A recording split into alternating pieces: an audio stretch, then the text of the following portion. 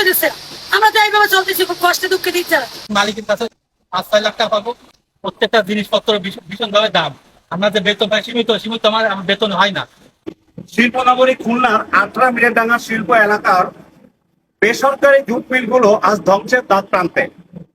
হাজার হাজার শ্রমিক আজ চরম মানবতার জীবনযাপন করছে।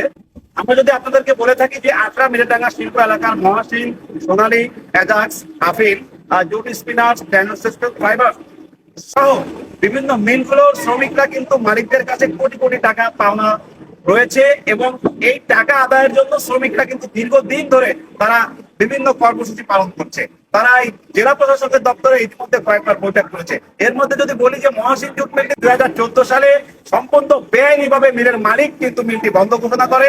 শ্রম আইন অনুযায়ী 330 দিনের ভিতর শ্রমিকদের পাওনা পরিশোধ করার